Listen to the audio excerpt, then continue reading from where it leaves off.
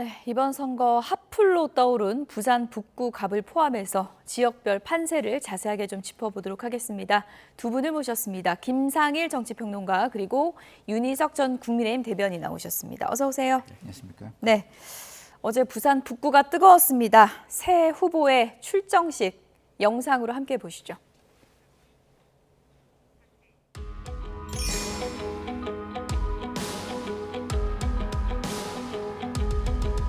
부산 북갑 보궐선거에 출마한 하정 후보는 고등학교 선배인 전재수 부산시장 후보 등과 함께 선거사무소 개소식을 열었습니다. 제가 청와대 여러 사람들에게 물어봤습니다. 하정우 어떠냐고. 아, 그거 괜찮나? 아, 그거 쓸만하나? 아, 그거 일 좀 하나? 이구동성으로 말씀하십니다. 청와대에서 제일 일 잘하는 사람, 청와대에서 품성 제일 좋은 사람. 대표님이 시작한 일 단디 마무리하고 거기에 미래산업 AI 실력을 더 얹겠습니다. 제2야당 박민식 후보 기소식은 장동혁 대표와 송원석 원내대표를 비롯해 지도부가 총출동해 단일 대우를 강조했고, 갈등과 분열의 씨앗을 뿌린 사람이 아니라 굳건하게 보수를 지켜온 사람이 보수 정당을 새롭게 만들어야 됩니다. 가짜 북구 주민 호소인과 진짜 북구 주민, 진짜 북구 사람 박민식의 싸움인데, 반면 한동훈 후보 개소식은 정치권 인사 대신 지역 주민과 상인들을 앞세운 동네 축제 분위기로 치러졌습니다. 힘센 사람들 한번 모아놓고 그걸 언론에 자랑하는 것, 솔직히 저도 얼마 전까지만 해도 그렇게 하겠습니다. 이분을 만나 뵙고 생각을 바꿨습니다. 채소 장사를 하시면서 저에게 찰밥 도시락을 대통령보다 더 모시기가 힘들었어요.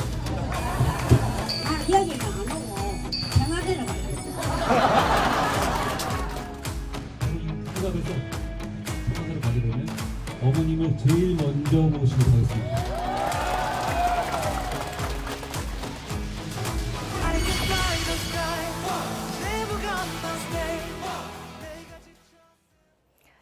네, 하필이면 저렇게 같은 날 출정식을 열었습니다. 기싸움이 아주 팽팽합니다. 먼저 하정우 후보 개소식 얘기부터 좀 해보겠습니다. 네. 뭐라고 그랬냐면요. 재수 형님이 시작한 일 단디 마무리하겠다 이렇게 네. 얘기를 했거든요. 네. 전재수 후보의 인기, 표, 네. 조직력 다 받겠다 그 얘기겠죠? 그렇죠. 예. 예. 전재수 후보가 지역 굉장히 뭐랄까요?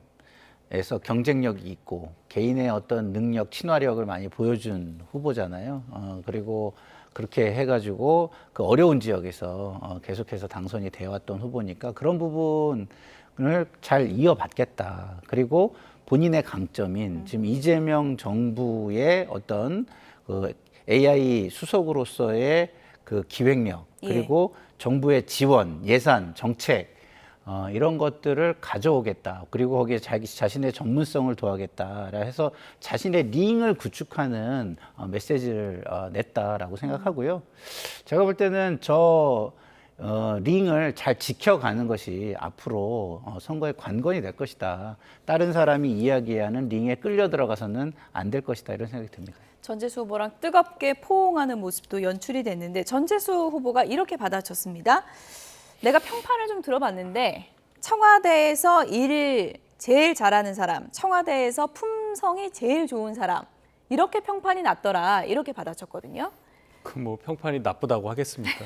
하나만 한 얘기라고 봐요. 전재수 의원이 하정 후보를 지원을 하려면 본인을 대신해서 북갑에서 사랑받을 수 있는 요소들을 찝어서 얘기를 해야 되죠. 청와대에서 뭐 어쨌다는 거 아무도 모르는 얘기고 청와대 그럼 일 잘한 사람이 저분밖에 없겠습니까?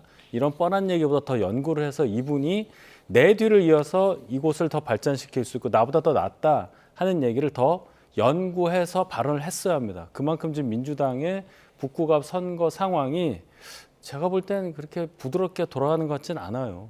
전재수 의원이 가지고 있었던 그 지지세를 하정 후보가 얼마나 더 확보할 수 있느냐 그 부분이 가장 중요해 보입니다. 네, 어제 뭐 전재수 후보 오는 거는 다 예상이 됐던 일이고 정청래 대표가 저 자리에 올 것인가 관심이었는데 참석을 안 했더라고요. 일반적으로 선거는요. 예. 일단 구도가 가장 중요하고요. 그 다음에 인물, 이슈 이렇게 되는데 기본적으로 정청래 그 당대표는 중앙에서 전체적인 구도를 만드는 일을 하는 게 더 효과적입니다. 영남 같은 곳은 그 인물과 이슈, 거기에서도 이슈 중에서도 지역 정서라는 부분이 존재하기 때문에 예. 그런 부분에서 정청래 대표가 역할을 할 수 없다면 사실은 뭐 정책 발표회라든가 뭐 이런 선포식 이런 데서 그 여당으로서의 힘을 백업하겠다라고 서서 뒤에 백으로 서주거나 이런 것이 훨씬 더 효과적인 방법일 거예요. 그래서 그런 것들을 지금 잘 인식하고 예. 역할 분담을 하겠다. 그래서 나는 중앙에서 구도를 짜는 거에 더 전력을 해가지고 그 영남 지역의 선거에 기여를 하겠다. 이렇게 생각한 것으로 보입니다. 김창일 평론가께서 워낙에 정치 전략의 전문가시니까 하정 후보 같은 경우에 초반에 뭐 손털기라든지 오빠 논란 뭐 이런 게 있었잖아요. 이제 신인이다 보니까 40% 벽을 깨기 위해서는 어떤 점을 좀 보강해야 된다고 보세요? 저는 이재명 정부의 국정 운영, 예. 지지, 평가 이런 것들을 앞세워가지고 거기에 본인이 가지고 있는 강점, AI를 어떻게 접목시켜서 국가를 발전시키고 그다음에 북구를 발전시킬 수 있는지 이런 얘기를 해서 자신만의 링을 만들어야 된다고 생각해요. 뭐 손털기 뭐 이런 것들은요. 사실은 하정우 후보가 약한 상대방의 링입니다. 글로 자꾸 끌려 들어가면 안 돼요. 앞으로도 코끼리는 생각하지 말고 선거를 치르는 것이 하정우 후보에게 가장 유리한 방법이고요. 거기에 이재명 대통령의 국정 지지율을 끌어올 수 있게 자꾸 정부의 정책이라든가 국정 운영이라든가 이런 것과 관련해가지고 북구와 관련된 이야기들을 많이 할 수 있는 걸 발굴해내야 한다 이런 생각이 듭니다. 네, 윤희석 전 대변인님 오늘 나오셨는데 네. 어제 부산 다녀오셨습니까? 예, 갔습니다. 예.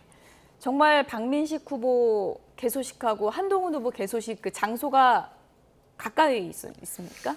걸어서 한 10분 정도 걸어서 거리에 10분 있어요. 정도. 한 800m 떨어져 있는 곳이라 예. 한 앵글에 잡을 수는 없는 곳이었고 그래서 뭐 양쪽 달을 비교하는 거는 불가능한 거죠. 한날 1시에 열렸으니까. 대신에 이제 뭐 유튜브 중계를 많이 하니까 상황은 다 파악을 하고 있었습니다. 지금 화면에도 나오고 있지만 참석자가 상당히 좀 대비되는 그런 개소식이었습니다. 네. 왼쪽에 이제 박민식 후보 개소식 같은 경우에는 당 지도부가 총출동했고 흰색 옷을 입고 있는 한동훈 후보 같은 경우에는 그 북구 주민들과 함께하는 그런 개소식이었다. 그렇게 볼 수 있는 거죠? 네, 그렇습니다. 지금 뭐 하정우 후보를 비롯해서 박민식 후보도 이제 당의 공천을 받고 나오신 분들이기 때문에 당연히 이제 뭐 당의 중심이 되는 인물 그런 분들의 지원이 있어야 할 거고 다 그것을 기본값으로 생각을 하고 있을 거예요.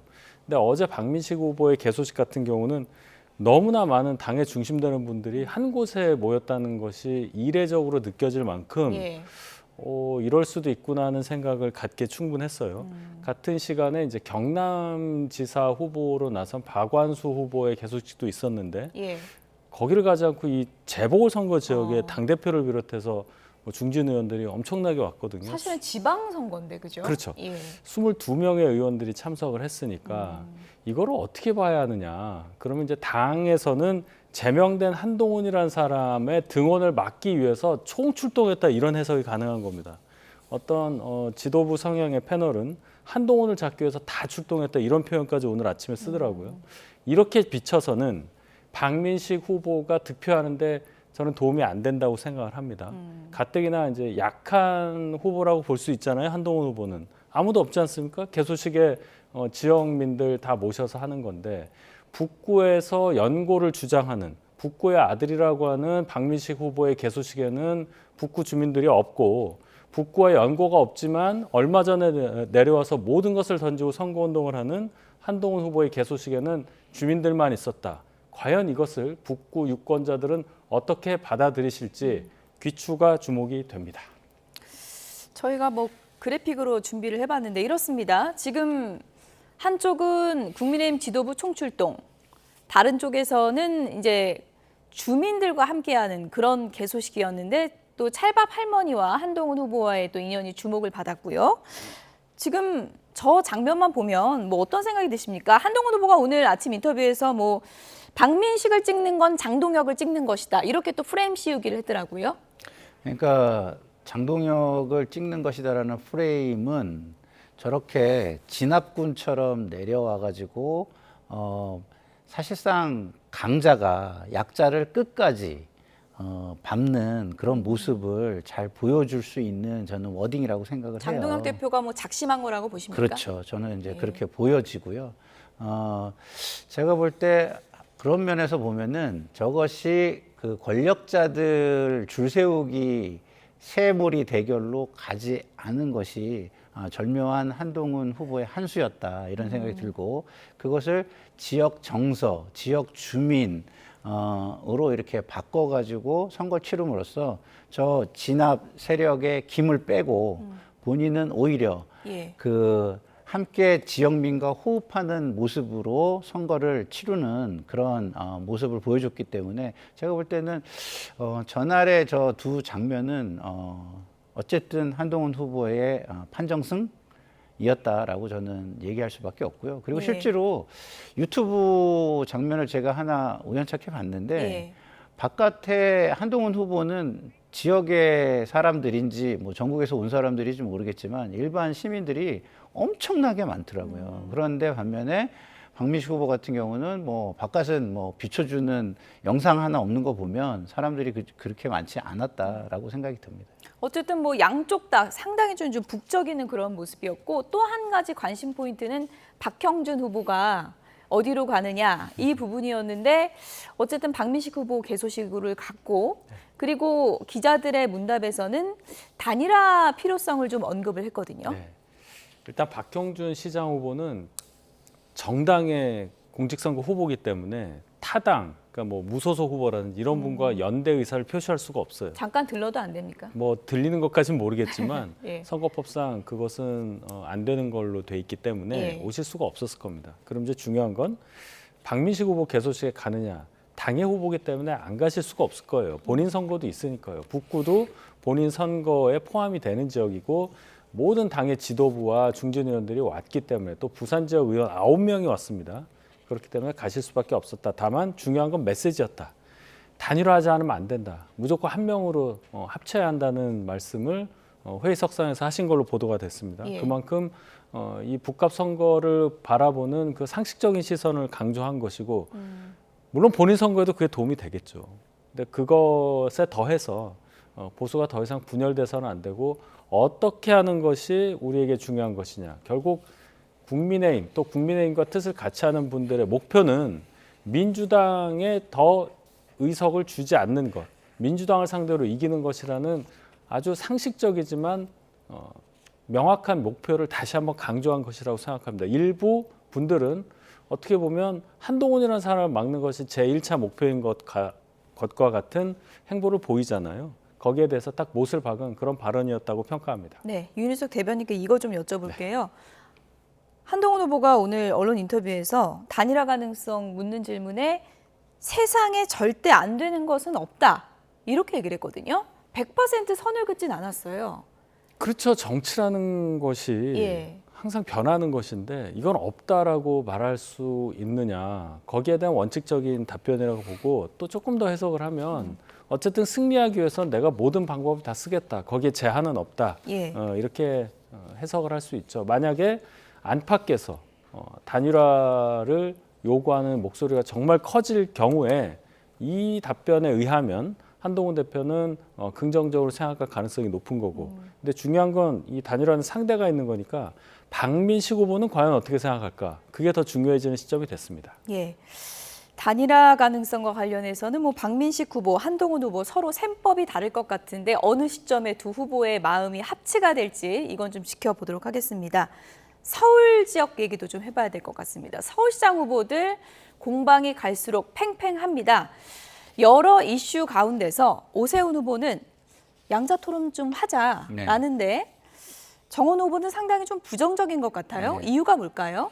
원래 앞서가는 후보는 추가 변수를 만들기가 좀 그렇고 전략적으로도 추가 변수를 만들지 않는 것이 가장 좋은 선거 방법입니다. 그렇기 때문에 뭐 굳이 법정 토론 이외의 토론을 하려고 들지 않는 것이 지금까지의 뭐 전례였고, 그게 냉정하게 계산하면 그런 게 맞을 거예요. 맞을 거고, 하지만 이제 토론을 굉장히 막 잘하는 사람, 우리 뭐 앵커님처럼 막 이렇게 토론을 잘하시는 저는 잘 분이라면, 못합니다. 그렇습니까? 예.